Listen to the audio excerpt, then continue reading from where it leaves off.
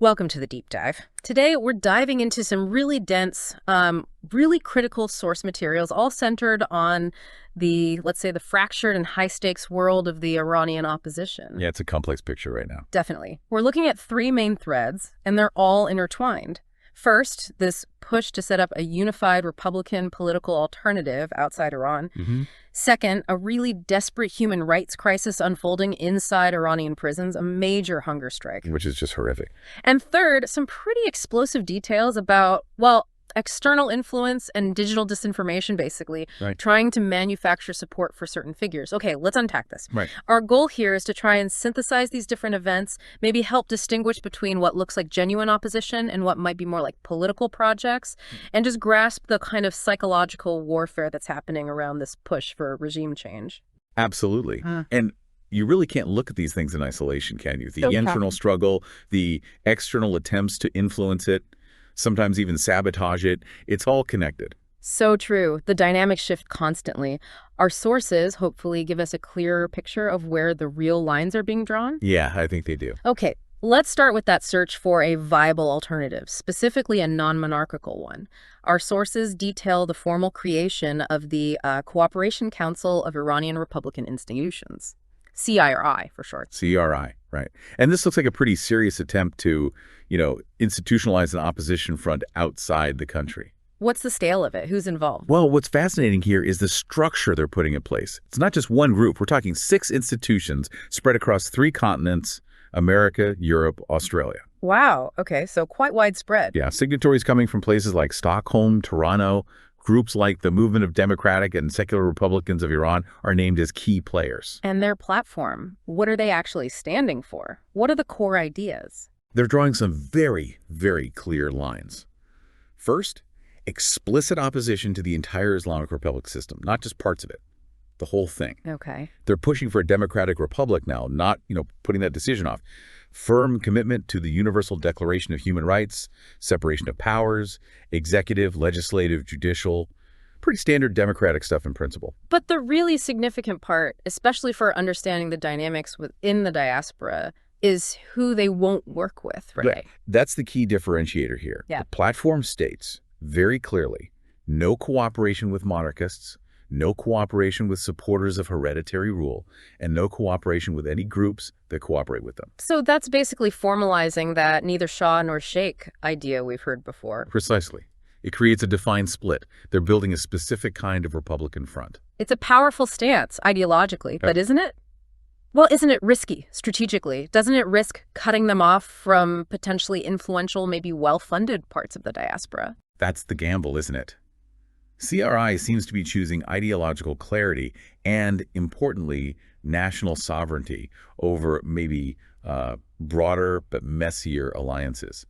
They stress Iran's independence, territorial integrity, and oppose foreign intervention in Iran's self-determination. And our sources connect that stance directly to Reza Pahlavi. Yeah, the sources point out that this explicitly contradicts ideas allegedly floated in Pahlavi's emergency booklet. Can you expand on that contradiction? What's the booklet supposedly proposing? Well, the allegation is that it proposes a kind of transitional setup where one person would hold enormous power control over the military key appointments. Kind of functionally similar, the sources argue, to the Velayat-e-Faqih system itself. Right, Velayat-e-Faqih being the current system where the supreme leader has ultimate religious and political authority. Exactly. So this Republican alliance is saying no to any system, new or old, that concentrates power like that, especially if it's hereditary or based on a single figure having absolute control. Interesting. And how did other opposition groups react, like the MEK? The Mojahedin-e-Khalq, the MEK, yeah. They actually congratulated the new alliance, specifically praised the anti-monarchist stance. They also suggested adding language about the rights of Iran's different nationalities to the platform. Okay.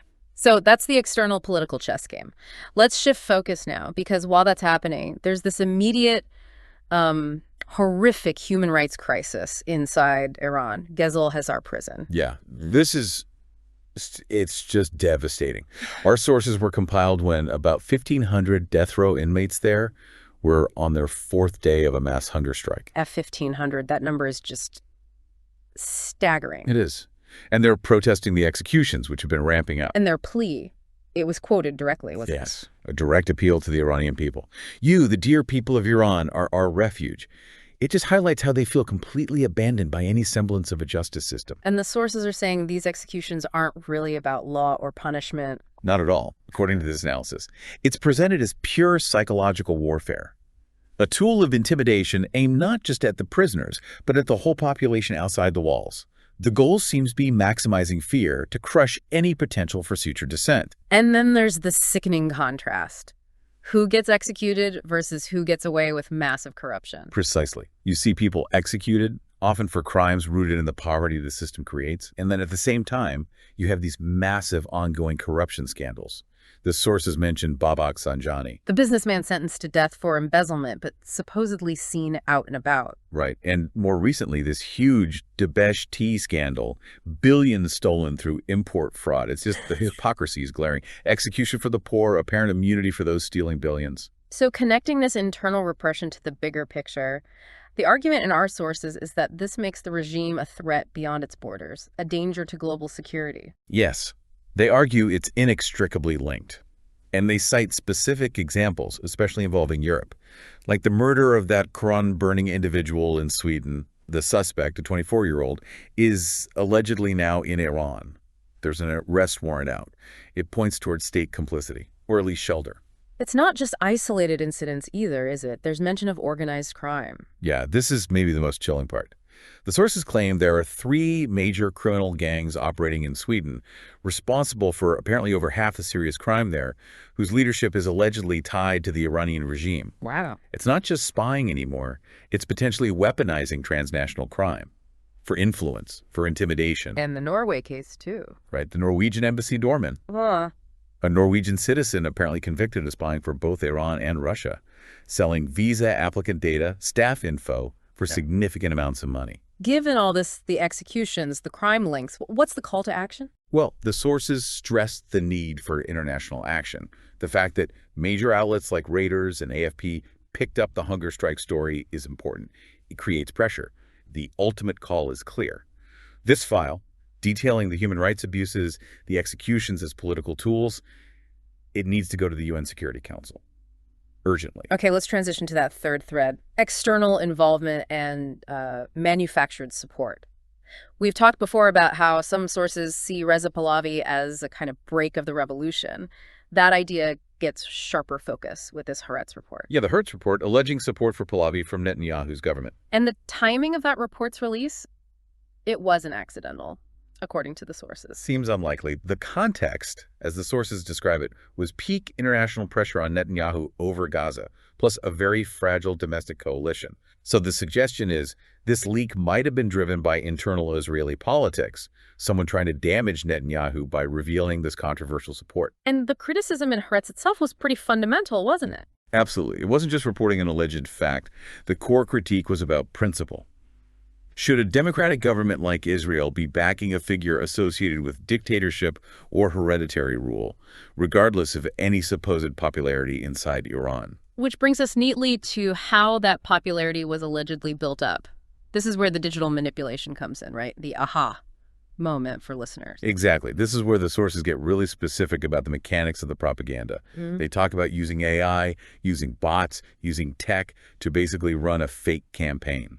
Not organic support, but manufactured noise. And they have examples, concrete proof. Yes, the fake Evan prison attack video is a key example. It circulated widely, tried to create this image of a bold attack. Yep. But then Swedish TV Channel 4 did an analysis. Right, I remember this. And they found clear signs of manipulation, things like leaves missing from trees and what was supposed to be summer footage. The entrance to a building had been digitally shifted, suggests it was likely AI generated. Fake content for a political narrative. And when you put that digital stuff next to the real-world picture, the contrast is stark. It really is. Take the We Will Take Back Iran website. Claimed, 4 million visits? But analysts looked closer, found it was easy to inflate the numbers. One person with multiple devices could register many signatures. So not 4 million unique individuals. Almost certainly not. Plus, they saw signatures being added at times like, 3 or 4 a.m. Iran time. Highly suspicious. Looks more like automated bots than real people signing up in the middle of the night. And the actual physical rallies? Well, observers reported numbers that were, let's say, underwhelming. Sometimes as few as 15 people in one city. maybe peaking around 400 people at big international events like the Munich conference. Which is a world away from some of the other opposition rallies we've seen. A completely different scale. Compared to, say, the tens of thousands organized by groups like the MEK in Brussels, those massive demonstrations, the sources argue, were what really showed the true balance of power on the streets.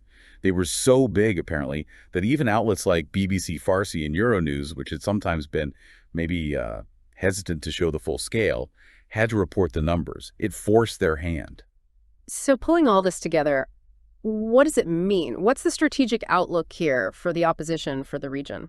Well, the synthesis suggests that this particular project, the Pahlavi one, has strategically failed. It's seen increasingly as a tool, maybe useful to the regime as a weak, distracting opposition figure, useful to certain external actors who've now kind of been exposed by these reports. And the whole idea, it apparently relied on foreign military intervention. That's off the table now. Pretty much obsolete, yeah.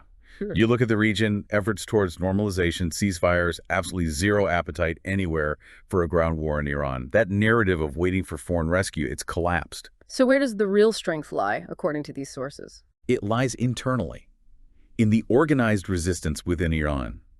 The courage, integrity, and insight of the Iranian people, as one source puts it.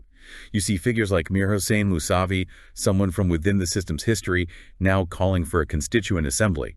That's a call to completely scrap the current constitution and start over. That's where the real momentum is seen. Which raises that important question. Why does the regime just keep doubling down on suppression and executions? Why no flexibility? Because, from their perspective, any flexibility, any real concession is seen as the beginning of the end. It's surrender. It means collapse. And the exposure of this kind of manufactured alternative shows that you can't just sell a fabricated opposition to the world anymore. The digital noise didn't translate. Right. So that brings us towards the end of this deep dive. A lot to think about. We've covered the push for a defined Republican alternative, the terrible cost of resistance inside Iran, and this detailed look at how digital tools are used to fake support. Yeah, 3 crucial pieces of the puzzle. And there was one final contrast in the sources that really struck me. It highlighted the sheer cost of organizing genuine opposition rallies. You know, groups apparently having to take out loans to fund buses, security, all of that.